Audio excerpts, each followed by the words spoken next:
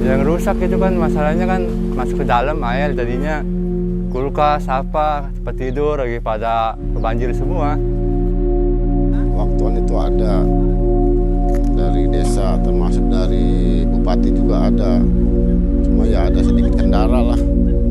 Udah ada anggarannya dari tahun 2018 akan rampung jalan Pantai Pasir Putih, sampai sekarang belum. Cuma yang untuk mengatasi masalah ini, masyarakat desa Ketapang di sini pada malas. Abrasi Pantai Tanjung Kait yang terletak di Kecamatan Mauk menjadi masalah yang serius. Abrasi terjadi akibat pengikisan pantai oleh gelombang laut dan arus, serta faktor manusia seperti penambangan pasir. Saat ini, Pantai Tanjung Kait sudah mengalami abrasi kurang lebih 3 km dan Desa Margamulia serta Desa Ketapang menjadi salah dua terdampak abrasi terparah. Hal ini menyebabkan berbagai dampak mulai dari kebanjiran hingga kehilangan lahan. Pak Muhaidin, nelayan di Desa Wargamulia, menceritakan tentang dirinya yang sudah mengalami abrasi sejak tahun 90-an. Air masuk ke warung-warung, ya, termasuk ikan tambak-tambak pada keluar lah, ikan-ikan bandeng pada keluar. Hal ini juga tepat dirasakan Pak Charlie sebagai warga yang melihat kejadian itu. Yang rusak itu kan masalahnya kan masuk ke dalam air, tadinya kulkas apa tempat tidur lagi pada kebanjir semua. Masyarakat juga terlibat aktif dalam pemantauan dan pencegahan dampak abrasi yang terjadi. Pada nanam bareng, terus sama kebersihan juga. Ya, aktifnya ya seperti inilah, bersih-bersih. Ya, yang pokoknya yang ada lahan kerusakan aja. Akan tetapi, masyarakat tidak merasakan adanya bantuan dari pemerintah dalam menangani masalah abrasi. Model kayak jalan ini aja kan rusak, belum terrealisasi. Udah ada anggarannya dari tahun 2018 akan rampung jalan Pantai Pasir Putih, sampai sekarang belum. Setelah kita melihat Desa Margamulia, permasalahan abrasi yang sama juga dialami Desa Ketapang.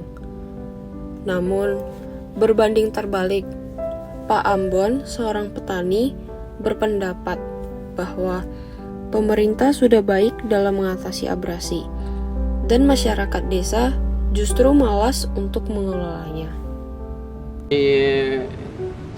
Abrasi ini kerjasama dengan pemerintah itu bagus. Bukan saja buat saya sendiri, tetapi untuk masyarakat sekitarnya. Mencari nafkah hari-hari, kepiting, udang, bebas. Dari laut itu masuk di akal-akal pohon itu. Cuma banyak masyarakat kurang sadar. Ada yang kita tanam, dia yang tebang. Kalau kita marah, dia bilang, memang lu bawa tanah dari Ambon.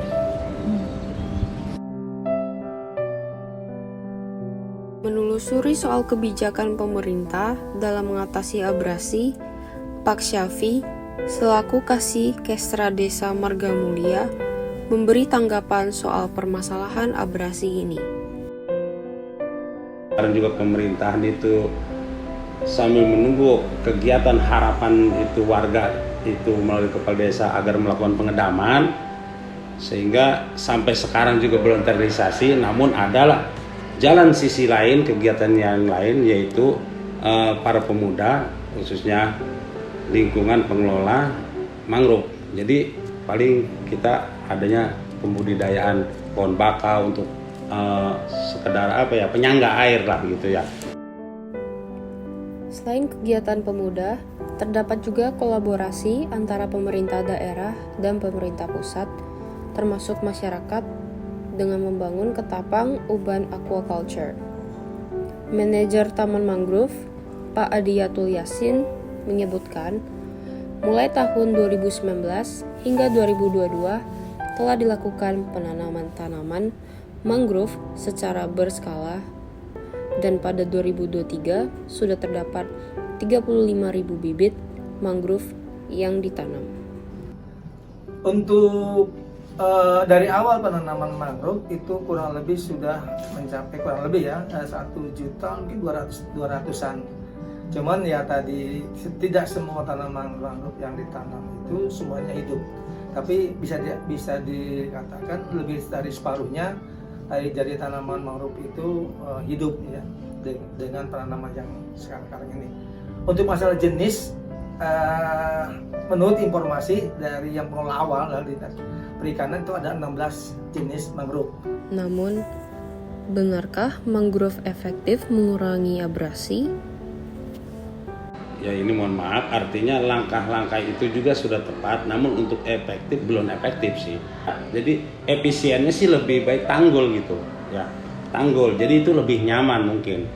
Pemaparan pihak pemerintah, penanaman mangrove efektif untuk mencegah abrasi. Namun, keberhasilannya dipengaruhi oleh jenis mangrove yang ditanam, kondisi lingkungan, dan perawatan jangka panjang, sehingga kolaborasi antara masyarakat dan pemerintah adalah kunci mengatasi tantangan ini. Ya harapan saya sih ya pemerintah dapat bisa membantu dari segi ini jalan, ya, terutama lahan-lahan yang abrasi lah. Permintaan dari saya sendiri, masyarakat harus kerjasama.